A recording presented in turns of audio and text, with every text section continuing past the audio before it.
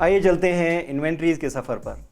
क्या कहता है इन्वेंट्रीज का अकाउंटिंग स्टैंडर्ड? इन्वेंट्रीज को कैसे रिकॉर्ड करना चाहिए, ये पीएनएल में रिकॉर्ड होगा, बैलेंस शीट में रिकॉर्ड होगा, और कब कौन सी मूवमेंट कहाँ पे होगी। हमें ये तो पता है कि हमें क्लोजिंग स्टॉक की वैल्यूएशन करनी होती है और बैलेंस शीट में हमारा क्लोजिंग स्टॉक ऑफ इन्वेंट्रीज दिखाई देता है, पर बगल में ही हमें पीएनएल भी दिखाई दे रहा है, वहाँ पे भी इन्वेंट्रीज का मूवमेंट होता है। तो ये किस तरीके से मूवमेंट होता है, इन्वेंट्रीज की वैल्यूएशन कब की जाती है, किस तरीके से की जाती है, क्या इन्वेंट्रीज की कॉस्ट में हम ऐड कर सकते हैं, क्या नहीं ऐड कर सकते हैं, कौन सी अबनॉर्मल कॉस्ट है जो सिर्फ एक्सपेंस ऑफ होगी, इन्वेंट्रीज की कॉस्ट में नहीं ऐड हो सकती, क्या डेप्रिसिएशन इन्वेंट्रीज की कॉस्ट का हिस्सा हो सकता है। बहुत सारे सवाल हमारे जहन में होते हैं जिनके बारे में हमें जानकारी इंड AS 2 इन्वेंट्रीज के अकाउंटिंग स्टैंडर्ड से मिलती है। बैलेंस शीट में जो क्लोजिंग इन्वेंट्री रिकॉर्डेड है वो किसी न किसी मेजरमेंट बेस पे रिकॉर्डेड है। अगर हम ट्रेडिशनल मेथड्स यूज़ कर रहे हैं तो हमें वेटेड एवरेज या फीफो के बेसिस पे उसको मेजर किया है। हम नए मॉडर्न तरीके इस्तेमाल कर रहे हैं तो हो सकता है हमने स्टैंडर्ड कॉस्टिंग के बेसिस पे, या हम रिटेल के बिजनेस में हैं तो हमने रिटेल मेथड से भी उस इन्वेंट्री को वैल्यू कर दिया हो। उन तरीकों के बारे में जानेंगे कि क्या क्या तरीके अवेलेबल हैं इन्वेंट्री की वैल्यूएशन के लिए, और इन्वेंट्री को रिकॉर्ड करने से पहले कौन सा ऐसा बड़ा टेस्ट है जो हमें करना पड़ता है। एक बार हमारे पास इन्वेंट्रीज की कॉस्ट आ गई, इसे नेट रियलाइजेबल वैल्यू से रूबरू कराया जाता है कि कहीं इन्वेंट्रीज की कीमत नेट रियलाइजेबल की कीमत से ज़्यादा तो नहीं है। हमने इन्वेंट्रीज रिकॉर्ड कर रखी हैं 50,000 रुपये और पता लगा इन्हें बाज़ार में बेचने जाएंगे, जो उम्मीद है वो बिकेंगी 40,000 में, उसमें भी 5,000 का हमारा सेलिंग का खर्चा है, तो हाथ में आएंगे 35,000 रुपये, पर हमारी इन्वेंट्रीज की कॉस्ट आज दिखाई दे रही है 50,000 रुपये। क्या करें? हमारी बैलेंस शीट में कौन सी फिगर जानी चाहिए? इसको गोल्डन प्रिंसिपल बोलते हैं कि हमें इन्वेंट्रीज को हमेशा लोअर ऑफ कॉस्ट और नेट रियलाइजेबल वैल्यू रिकॉर्ड करना है। एक बार हमारे हाथ में इन्वेंट्रीज की कॉस्ट आ गई, उसे कंपेयर करना है नेट रियलाइजेबल वैल्यू से, और उस नेट रियलाइजेबल वैल्यू के बेसिस पे ही हमें उसे रिकॉर्ड करना है।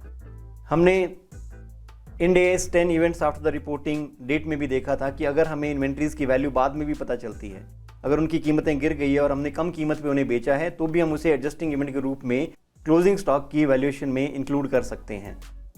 तो कैसे होती हैं ये मूवमेंट? जब साल शुरू होता है, अगर हम पहली बार बिजनेस कर रहे हैं तो पहली बार हमारी बुक्स में जो भी इन्वेंट्रीज आएंगी, जब मैंने अगर पहली बार बिजनेस शुरू किया है तो मेरे पास कोई ओपनिंग स्टॉक नहीं है, जो भी इन्वेंट्रीज मैं खरीदूंगा या बनाऊंगा साल के दौरान वो मेरे पीएनएल में रिकॉर्ड होंगी कॉस्ट ऑफ परचेजेज या कॉस्ट ऑफ प्रोडक्शन में। जब साल खत्म होगा तो मेरे पास इन्वेंट्रीज बच जाएंगी, उन इन्वेंट्रीज का मुझे वैल्यूएशन करना है।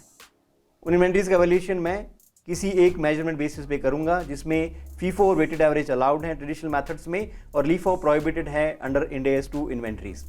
मैं वैल्यूएशन करने के बाद उसे कंपेयर करता हूं और वापस उस क्लोजिंग स्टॉक की इन्वेंट्री को पीएनएल से निकाल कर, आपने देखा होगा जब मैं कॉस्ट ऑफ सेल्स की प्रेजेंटेशन करता हूं तो उसमें आता है opening stock plus cost of production या कॉस्ट ऑफ परचेजेस, मतलब मेरे इस साल के खर्चे हैं। मैंने आपके साथ उदाहरण में लिया कि मैंने पहली बार बिजनेस शुरू किया तो मेरे पास कोई ओपनिंग स्टॉक नहीं है।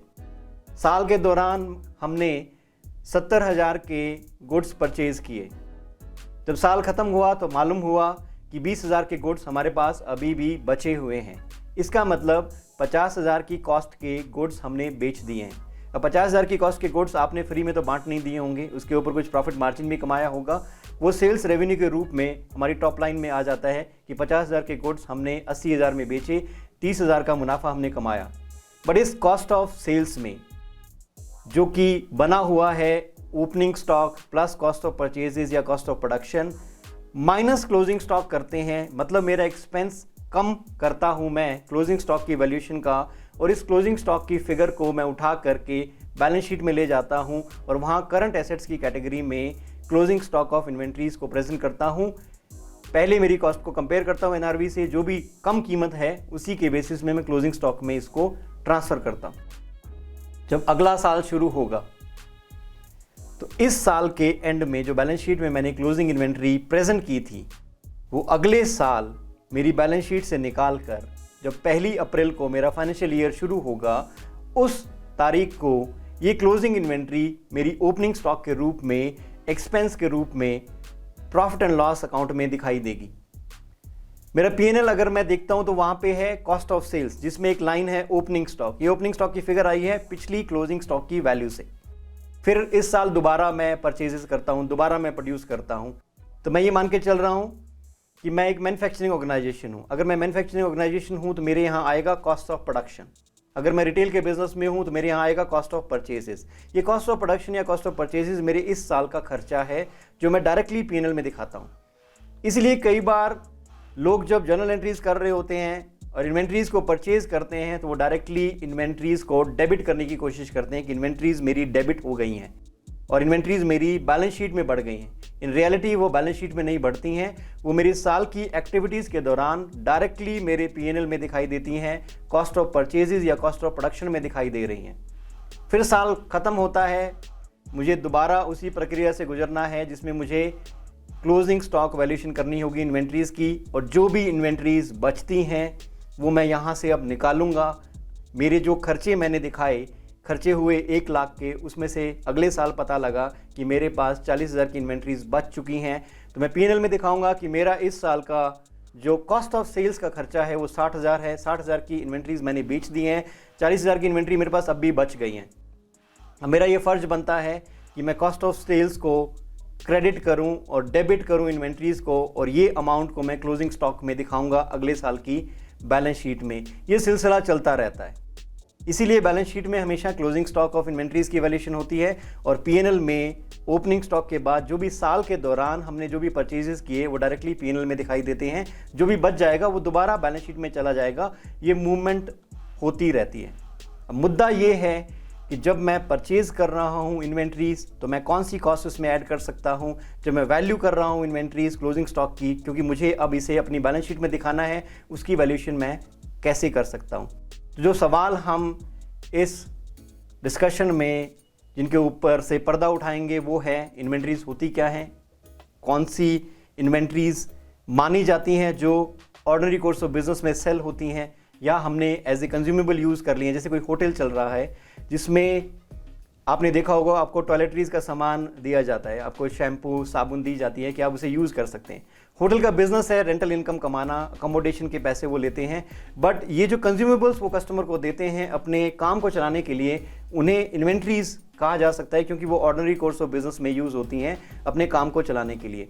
ऐसे ही अगर कोई मशीन मैं कंज्यूम कर रहा हूँ मेरे प्रोडक्शन में, मैं उस मशीन का इस्तेमाल मेरी कॉस्ट ऑफ इन्वेंट्रीज को बनाने में इस्तेमाल कर रहा हूं, तो उस मशीन का जो डेप्रिसिएशन है वो मेरी इन्वेंट्रीज को बनाने में मदद कर रहा है, तो वो कॉस्ट ऑफ डेप्रिसिएशन भी मेरी कॉस्ट ऑफ इन्वेंट्रीज में ऐड होगा क्योंकि वो डेप्रिसिएशन मेरी इन्वेंट्रीज की कॉस्ट को बढ़ा रहा है। वो मशीन मैंने खरीदी ही उन इन्वेंट्रीज को बनाने के लिए है, तो जिम्मेवारी भी उन इन्वेंट्रीज की ही बनती है कि उस खर्चे को निकालें।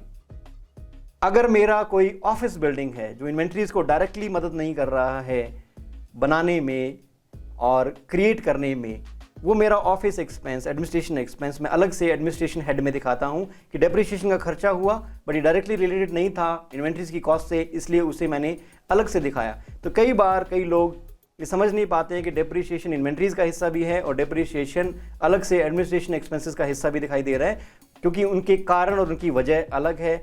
जो मशीन इन्वेंट्रीज को बनाने में मदद कर रही है उस मशीन के यूज़ का वेयर एंड टियर का खर्चा हम इन्वेंट्रीज की कॉस्ट में ऐड करेंगे।